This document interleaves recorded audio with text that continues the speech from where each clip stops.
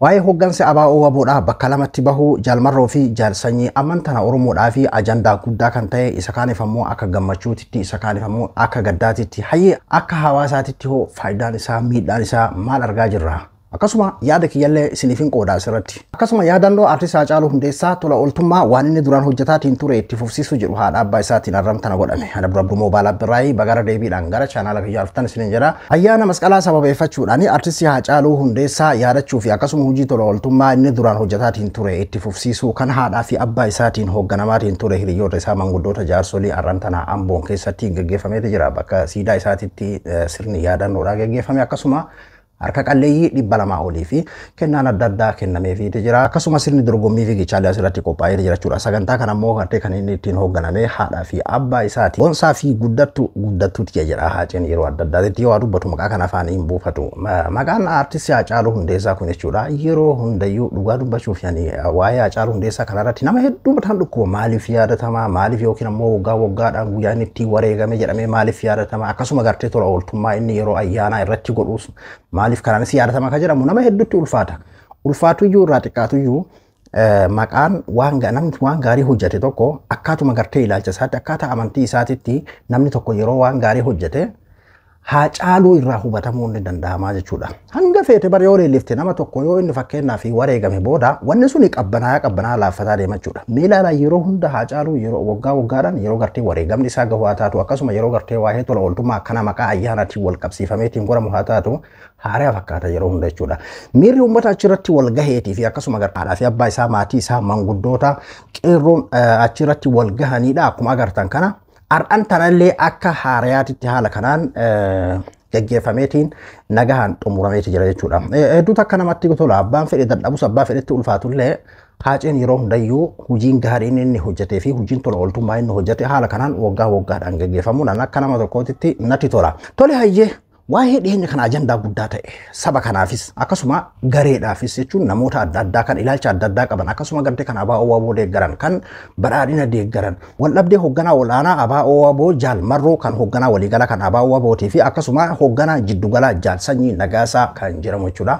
Isaan kana jidduu akka gartee wal dhabdeen isaan bakka lamatti baniif yookiin ammoo akka gartee wal dhabdeen isaan jidduu jiru yeroo dheeraadha dubbatamaatiin ture jechuudha. Inumayyuu akka jedhamaatiin ture mootummaa wajjin waliigaltee karaa nagahaatiin galuudhaaf waliigaltee irra gahamee karaa nagahaatiin galuudhaaf deemaa kan jedhamu ture yeroo dheeraa kan dubbatamaatiin ture jechuudha. Baatiilee lakkoofsiseeti jira jechuudha. Akkasuma muummichi ministeera Dr. Abiy Ahmed jechuudha walgahii dhiyeenya kana boodarra ta'an mana marii bakka boota uummataa irratti jechuudha.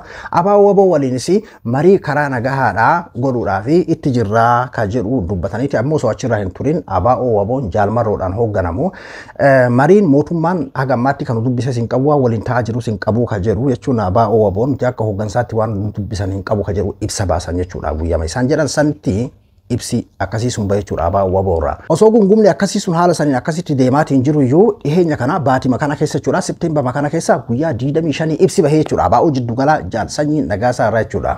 Hooggantoota ABO waboo jiran keessa jajjaba jedhameeti dubbatamaati ture. Karaa isaa kanarraan kan bahe walumaa galatti akka gartee isaanii waliin hojjechuun dhaabame jechuun hooggansa ABO waboo ka waliigalaa kan Jaalmarroo san jala akka gartee hooggansa isaaniitiin hoogganamuu akka dhaabanii fi isaanii waliin deemuu akka akka gartee ABO waboo ka waliigalaa Jaalmarroo jalatti akka gartee hoogganamuun dhaabbatee fi Jaalmarroo waliin akka deemuu dadhabee fi paartiinis dhaabdis loltuunis wanni hundinuu isuma paartiin kun akka ilaalcha isaaf yookiin ammoo akka dhuunfaa isaatiitti tolfatee akkasitti deemaa jira kana caala ammoo waliin deemuu hin dandeenye yeroo dheeraa gartee uummataaf jennee akkasitti obsineetti harkisaatti turre amma ammoo waliin deemuu hin danda'amne afooshaanuu heeraa fi seera mataa ofiitii qabdi afooshaanuu yoo heeraa fi seera saniin hojjanne ni diigamti ka jedhu sababoota akkasii kaasa jechuudha. Duuba san booda BBCnis gaafiif deebii waliin godha jechuudha. Jaalsanyiin wanti inni hime kanuma jechuudha. Walumaa galatti waan kana gartee furuudhaaf illee koree adda addaa illee ijaarree yaalii godhaatii turre sunis hin danda'amne kanaafuu kana caalaa deemuu hin dandeenye ka jedhudha. Ibsa inni baaselleen kanuma agarsiisa. Gaafiif deebii inni gartee BBC waliin godhelleen isuma kana jechuudha. Eegataateen kun taame booda karaa Jaalmarrootiin haga ammaatittu wanti dhagahamee hin jiru jechuudha. Haa ta'uti duuba amman tana maali wanti deemaatiin jiru warri keessattuu gartee karaa mootummaati warri badhaadhina deeggaru ABO'n bakka lamatti bahee wal diigee jechuun akkas wal godhee wal balleessee kan jirudha. Karaa ammoo gartee ABO wabootiin maaliif akkana wal godhan yaaddoon jirudha. Gartee Oromoon ammayyuu yookiin ofii isaatii walitti dhukaasuu danda'a ka jedhu rifannoonni adda addaa jira jechuudha. Karaa ammoo paartii badhaadhinaa warra deeggaruu fi akkasuma gartee warra isaan faarsuudhaan immoo akka hinjifannoo guddaadhaatitti fi akkasuma gartee ABO'n faca'ee jechuun bakka lamatti wal qoodee wal facaasee jira gandaan wal qoodaa jira wal ajjeesuudhaaf wal barbaadaa jira haala akkas jedhuudhaan kan ibsatamaatiin jiru jechuudha. Walumaa galatti waa'ee qoqqoodamiinsa isaanii kan haala kanaan deemaa jira. Anamma waa'ee qoqqoodamiinsa isaanii karaa sanii karaa kana asiin bahee achiin hafeedhaa miti. Oromoodhaaf faayidaa qaba. Fakkeenyaaf adeemaa waa'ee deeggarsaa badhaadhinaatis waa'ee deeggarsa ABO WBO keessaallee bahe hawaasa ta'e akkaataa Oromiyaan itti keessa jirtu keessattuu akkaataa itti godinoonni aanonni hedduun itti amman tana keessa jiru kanaadhaaf furmaata ni ta'a. Oromoonis addunyaanis kan isiin jechaatiin jirtu mariidhaan furamee rakkoon nageenyaa kan Oromiyaa keessaa kan naannoo Amaaraa keessaallee furamuudha. Anamma akka nama tokkootitti jechuudha. Waa'een bakka lamatti bahee, bakka sadiitti bahee, bakka afuritti baheedha. Mee hawaasaaf maal fayyada? Faayidaan dhufaa. Faayidaa yeroo jennu beekee kaama lolli fakkeenyaaf Oromiyaa keessatti ABO fi mootummaa gidduutti deemaatiin jiru suni dhaabbatee nageenyi bu'a. Uummanni keenya boqonnaa fudhata nageenyi bu'ee jechuun nageenyi waaraan ni bu'a.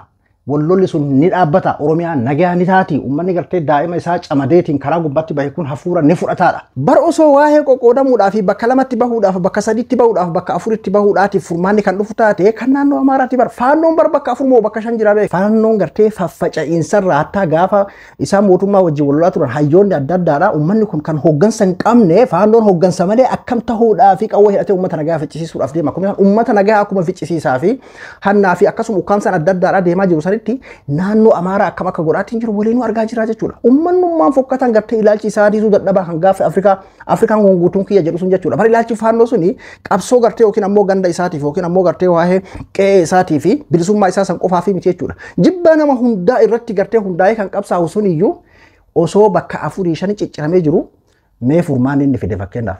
Mee hinjifannoon fakkeenyaaf mootummaadhaaf dhufe jechuudha. Mee miidhaa naannoo Amaaraa keessatti uummata irratti illee akkasuma gartee mootummaa waliin akkamitti akkam akka deemaatiin jiru hedduun keessa miidiyaa irratti numa agartan jedheetii yaada.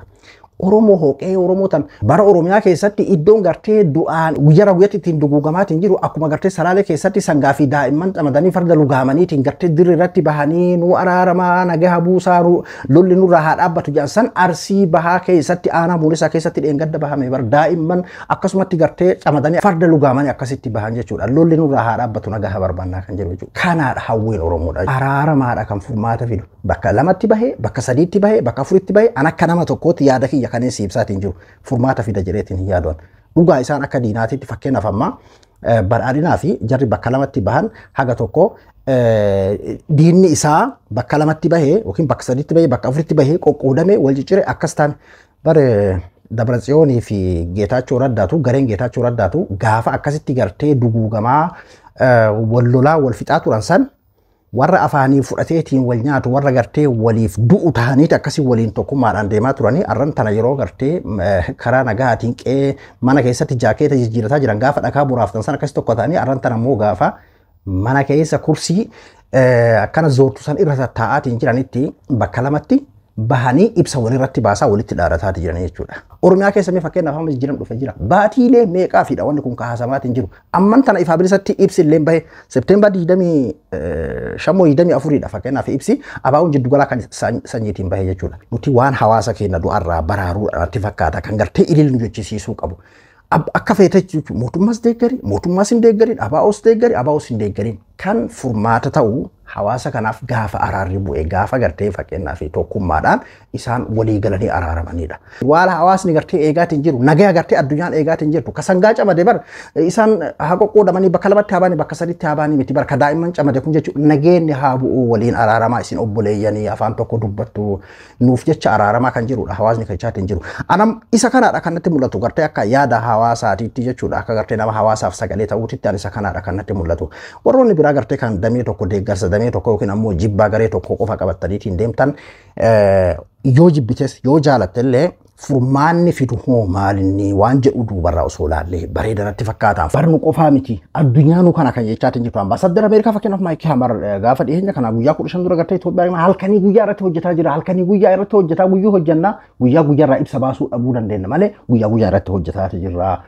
Yoo santee malee nageenyi bu'u Oromiyaa keessa nageenyi bu'uudhaan jechuun fakkeenyaaf amma ABO'n bakka lamatti qoodame inni tokko yookiin karaa nagaatiin galee yookiin ammoo ofii isaaniitiin waldaan kanumaa fakkeenyaaf amma hinjifannoon amma jechuun amma ka dhufam namoota gartee yookiin jibbaa fi deeggarsa irratti kan hundaa'an jechuudha.